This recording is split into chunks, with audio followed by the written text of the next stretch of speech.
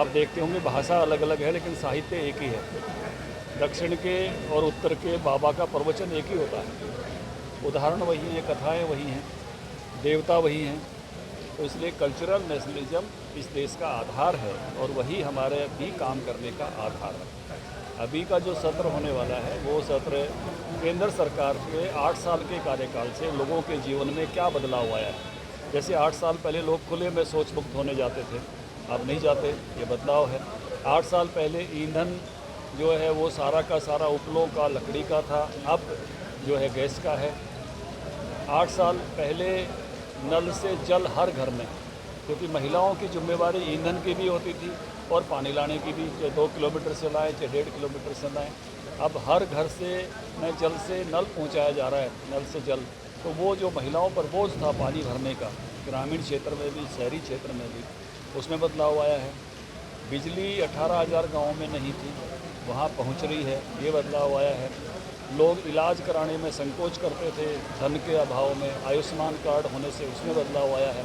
तो लोगों की ज़िंदगी में 8 साल में क्या परिवर्तन हुए, वो एक सत्र होने वाला है। कार्यकर्ताओं को अलग अलग विषयों पर अलग अलग नेता अलग अलग बात रख रहे हैं और यहाँ बात भी रखी जाती है और उसके बाद फिर प्रश्न पूछने के लिए भी समय दिया जाता है। जो कार्यकर्ताओं की शंकाएं होती हैं उनका उसमें उत्तर दिया जाता है, उनको क्लियर किया जाता है। मुख्य रूप से ये जो शिविर है, यहाँ पर जो पार्टी की रीति नीति है उसके बारे में बताया जाता है। सर, जीत की हैट्रिक का शंखनाद माना जाए इस प्रशिक्षण शिविर को? देखिए, ये जो है ये मैंने आपको बताया कि ये प्रशिक्षण शिविर है, ये हमारे संगठन में समय समय पर लगते रहते हैं।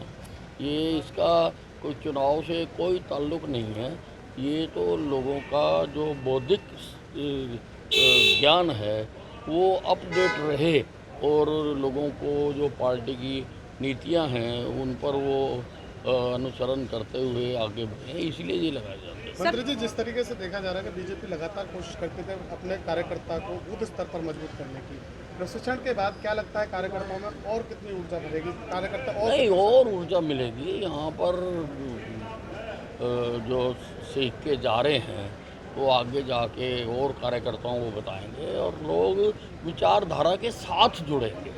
लोगों का जो विचारधारा के साथ जोड़ना होता है, ये मुख्य ध्येय होता है कि लोग विचारधारा के साथ जुड़े। सर, अभी एक आरटीआई में खुलासा हुआ कि कोरोना काल में कुछ मेडिकल कॉलेज ऐसे थे जिन्होंने जीवन रक्षक दवाइयों और इंजेक्शनों की मुनाफाखोरी की, उन पर क्या कुछ कार्यवाही सरकार कर रही है? नहीं, ऐसा कोई मामला मेरे सामने आया नहीं है, आएगा तो कार्रवाई करेगी। सर, कुलदीप बिश्नोई कभी भी भाजपा का दामन थाम सकते हैं, क्या कहें? मेरी जानकारी में ऐसा कुछ नहीं है। वो मिल रहे हैं, मिलना जुलना तो किसी को कोई मनाही है नहीं किसी को। देखिए, पिछले 8 साल में मोदी जी के नेतृत्व में केंद्र में जो बदलाव देखने को मिल रहा है,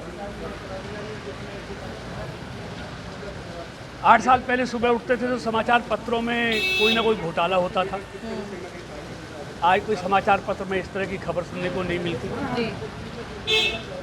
और हर क्षेत्र में गरीबों के जीवन में, किसानों के जीवन में, मजदूरों के जीवन में, महिलाओं के जीवन में, छात्रों के जीवन में, उद्योगपतियों के जीवन में, सैनिकों के जीवन में इतने बदलाव आए हैं।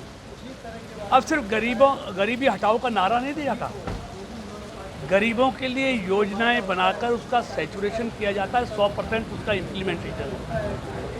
ये मोदी सरकार की जो संकल्प से सिद्धि है, 100% लाभार्थी को जो योजना बनी उसका लाभ मिले।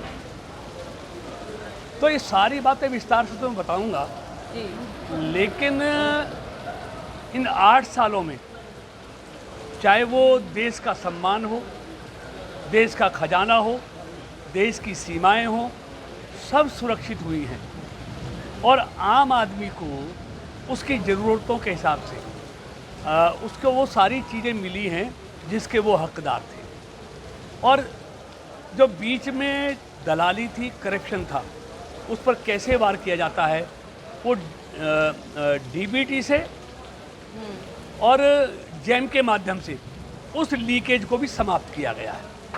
तो लोगों के जीवन में बहुत बड़ा, हर वर्ग के जीवन में बदलाव आया है और उस एक एक चर्चा पर आज मैं चर्चा करने वाला हूँ कि पिछले 8 सालों में जो बदलाव देखने को देश में मिल रहा है, चाहे वो इंफ्रास्ट्रक्चर का क्षेत्र है, चाहे वो इंफॉर्मेशन टेक्नोलॉजी का क्षेत्र है, चाहे गांव-गांव में वो फाइबर केबल बिछाने की बात है, चाहे वो यूनिवर्सिटी, आईआईटी, आईआईएम, एम्स, विश्वविद्यालय इतनी बड़ी संख्या में बनाए हैं।